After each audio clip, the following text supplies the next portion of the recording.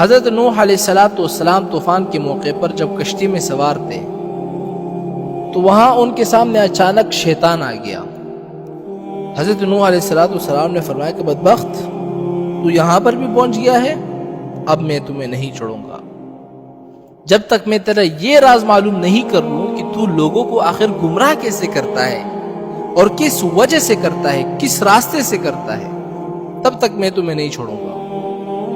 تو شیطان کہنے لگا کہ 5 باتوں کی وجہ سے میں لوگوں کو گمراہ کرتا ہوں، لیکن ان 5 باتوں میں سے میں صرف آپ کو 3 باتیں بتاؤں گا اور 2 نہیں بتاؤں گا۔ حضرت موسیٰ علیہ السلام کو اللہ کی طرف سے وحی آئی۔ کیا وحی آئی؟ وحی یہ آئی کہ اس مردود سے کہو کہ ہمیں 3 کی ضرورت نہیں ہے، ہمیں وہی 2 باتیں بتا دو جس کی وجہ سے تو لوگوں کو گمراہ کرتا ہے۔ حضرت نوح علیہ السلام نے کہا کہ مجھے ان 3 باتوں کی ضرورت نہیں ہے، مجھے وہ 2 باتیں بتا دو جس کی وجہ سے تو لوگوں کو گمراہ کرتا ہے۔ اب شیطان مجبور ہو گیا اور کہنے لگا کہ وہ 2 باتیں جس کی وجہ سے میں لوگوں کو گمراہ کرتا ہوں میں آپ کو نہیں بتانا چاہتا تھا، لیکن جب آپ نے پوچھا ہے اب سن لیجئے۔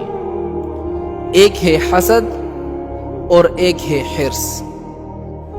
ان 2 باتوں کی وجہ سے میں لوگوں کو گمراہ کرتا ہوں۔ اور پھر شیطان کہنے لگا کہ حسد نے مجھے گرایا اور حرص نے حضرت آدم علیہ السلام کو گرایا۔ کیسے گرایا؟ اس لیے کہ جب آدم علیہ السلام کو اللہ تعالیٰ نے بنایا اور آدم علیہ السلام کو اللہ تعالیٰ نے علم عطا فرمائی، ان کی شان و شوکت کو فرشتوں کے سامنے ظاہر کر دیا، تو اللہ تعالیٰ نے فرشتوں کو حکم دیا کہ اس کو سجدہ کرو، تو پھر سارے فرشتے سجدے میں گر گئے۔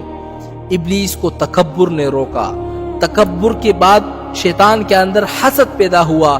حسد اس لیے پیدا ہوا کہ ان کی وجہ سے میں اللہ کی نگاہ میں گر گیا، اب کسی نہ کسی طرح میں آدم علیہ السلام کو بھی گراؤں گا۔ یہ ہے حسد۔ جب کسی کے پاس کوئی مال آپ دیکھو نا، جب کسی کے پاس حسن جمال دیکھو، جب کسی کے پاس عطا و نوال دیکھو، جب کسی کے اندر بڑائی دیکھو، جب کسی کے اندر علم دیکھو، جب کسی کے اندر مال اور دولت کی فراوانی دیکھو، جب کسی کے دل کے اندر یہ خواہش پیدا ہو جائے نا کہ ساری کی ساری چیزیں اس سے چھن جائے، چاہے مجھے ملے یا نہ ملے، اس کے پاس بھی نہ رہے، یہ ہے حسد۔ اور یہ حسد اللہ تعالیٰ کی نگاہ میں اتنی بری چیز ہے، بہت بری چیز ہے۔ شیطان نے سوچا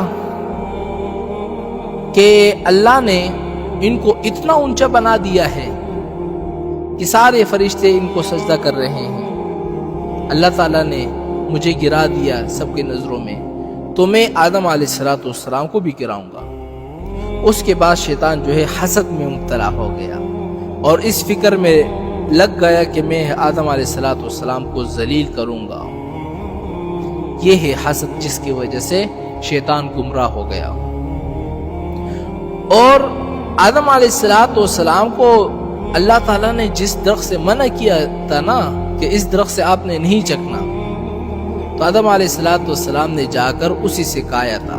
اور کیوں کھایا تھا؟ اس لیے کہ شیطان نے قسم کھا کر اس سے کہا تھا کہ میں اللہ کی قسم دیتا ہوں کہ اس درخت سے کھاؤ، بہت بڑا فائدہ ہوگا تمہیں، اور وہ فائدہ یہ ہے کہ تم کبھی بھی نہیں مرو گے، ہمیشہ زندہ رہو گے۔ تو انہوں نے کہا بہت اچھی بات ہے۔